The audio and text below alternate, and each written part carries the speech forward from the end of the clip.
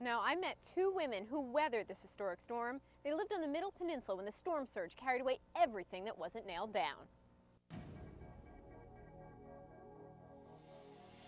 It's kind of hard because it's so long ago, you know, but some things you don't ever forget. It was just a traumatic experience. Carolyn Beament and Catherine Hall both lived through the Chesapeake-Potomac hurricane of 1933. This was something else, I tell you. A weather bulletin issued on the 22nd warned of the approaching storm, but few got wind of the warning. The 33 storm swamped Hampton Roads on the 23rd. We had no warning whatsoever. We had no communication, no forewarning that anything was happening. The nearest phone was at the country store.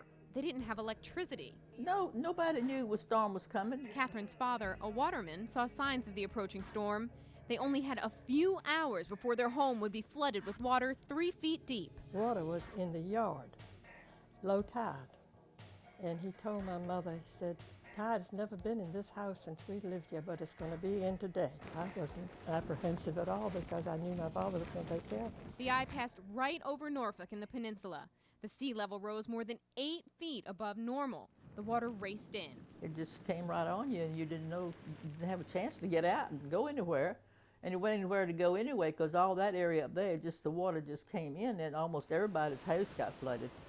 The wind just blew the tides. I was living right down on the water, and the wind was blowing so bad that the tide couldn't go out. The tide was just coming in, and animals were going by the house, and debris, boats going up the river. There was a big fishing trawler that got broke loose, and it kept coming and coming, and the water was just bringing it up, and it got almost to our house. The flooding was so bad that boats ended up a half-mile inland. Most animals drowned in the flood, though some were lucky enough to be saved. We had an old cow that floated across the creek during the storm, and my brother, he was a character, he decided to milk the cow, and he brought the milk in the house, and it was as salty as brine. My father saw this pig coming along, swimming along, and he just reached out the window when he saw this thing coming and got it by the ear and held it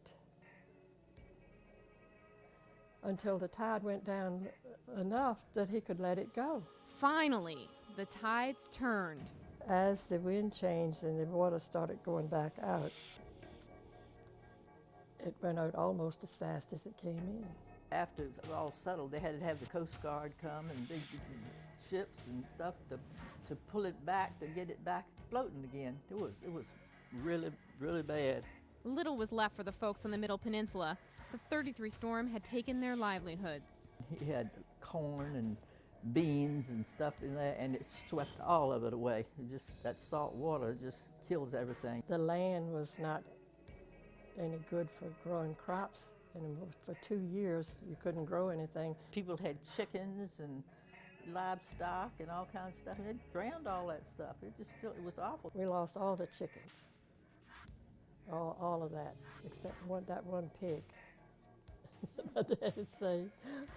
When they talk about it, they say the 33 storm was the worst one they have ever had, and it's the truth. The ones that come now are not anything compared to that. It was a long, hard struggle. A long, hard struggle, right in the middle of the Great Depression. So which was actually worse, Isabel or the 33 storm? A team of scientists recalculated damage estimates from hurricanes throughout history to see if today's hurricanes really are stronger than ever. Adjustments were made for inflation and the increase of people and wealth along the coast. When the 33 storm made a direct hit on Hampton Roads, the bill totaled $27 million. If the exact same storm hit today, it would cost more than $9 billion. That's more than double the cost of Isabel.